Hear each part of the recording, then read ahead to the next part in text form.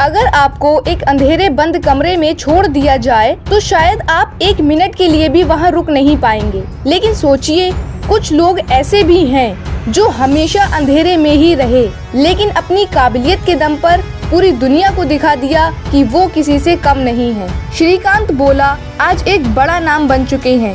जो लोग ये सोचते हैं कि फिजिकल डिसेबिलिटी किसी इंसान की सफलता की राह में रोड़ा बन सकती है, तो उनके लिए श्रीकांत बोला एक परफेक्ट एग्जाम्पल है। आज हम इस वीडियो में जानेंगे कि कैसे जन्म से ब्लाइंड यानी नेत्रहीन श्रीकांत बोला आज लाखों लोगों की प्रेरणा बनकर उभरे हैं। श्रीकांत बोला का जन्म 7 जुलाई 1992 को आंध्र प्रदेश में हुआ था। इनके परिवार की आर्थिक स्थिति भी कुछ खास अच्छी नहीं रही। उस समय इनके परिवार की आय करीब 1600 रुपए महीना थी।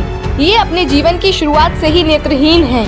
जब श्रीकांत का जन्म हुआ तो इनके आसपास के लोग और रिश्तेदारों ने इनके परिवार को ये सलाह दी कि वो अपने बच्चे को मार दें या फिर अनाथ आश्रम में छोड़ आएं, क्योंकि ये नेत्रहीन बच्चा है।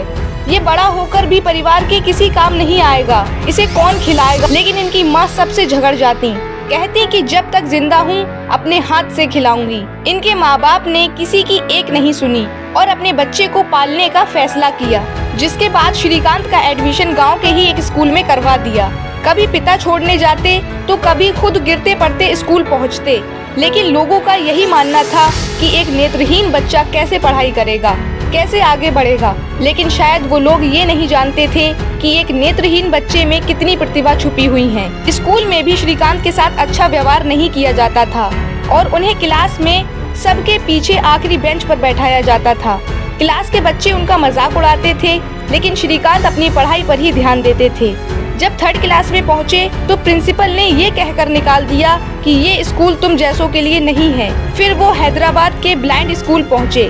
उनकी मेहनत का ही नतीजा था कि वो हर साल क्लास में अच्छे नंबर से पास होने लगे। कमाल की बात तो ये थी कि उन्होंने 10वीं क्लास को 90% मार्क्स के साथ पास किया। उन्होंने 10वीं क्लास तो पास कर ली थी, लेकिन वो आगे साइंस पढ़ना चाहते थे और स्कूल ने उन्हें इस सब्जेक्ट के साथ आगे पढ़ने से मना कर दिया। स्कूल का ये मानना था कि लैब में केमिकल के इस्तेमाल की वजह से ब्लाइंड बच्चों के लिए साइंस जैसा सब्जेक्ट नहीं है और ये नियम है। लेकिन श्रीकांत बोला ने इस नियम के खिलाफ आवाज उठाने का मन बनाया और स्कूल पर केस कर दिया।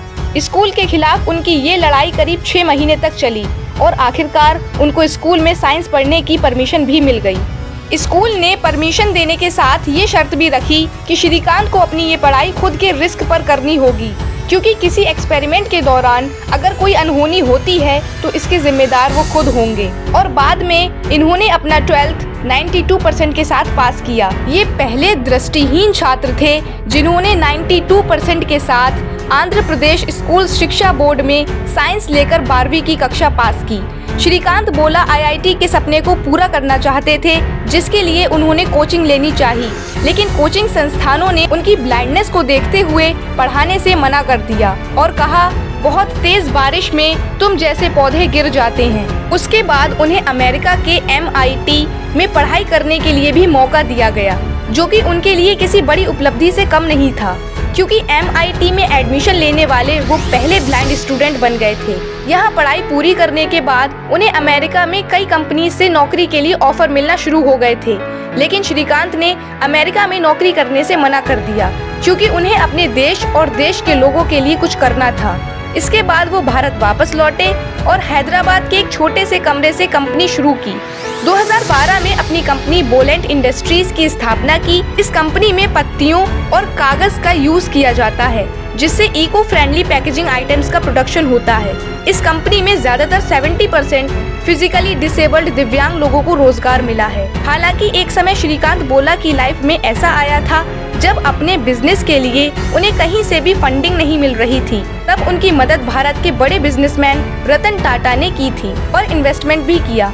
श्रीकांत बोला इंडिया की नेत्रहीन क्रिकेट टीम में भी खेल चुके हैं। इन्हें कई सारे अवार्ड से सम्मानित किया जा चुका है।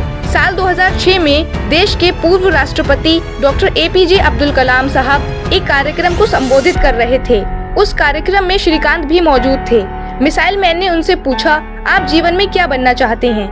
इस सवाल पर श्रीकांत ने जवाब दिया था, भारत का पहला नेत्रहीन राष्ट्रपति बनना चाहता हूँ। श्रीकांत बोला को उनके काम के दम पर फोर्ब्स की 30 अंडर 30 एशिया की लिस्ट में भी शामिल किया जा चुका है। श्रीकांत बोला ने अपनी जिंदगी में जो कर दिखाया वो सच में सराहनीय है। अपनी सक्सेस के बारे में वो कहते हैं कि जब दुनिया कहती थी ये कुछ नहीं कर सकता तो मैं कहता था कि मैं सब कुछ कर सकता हूँ।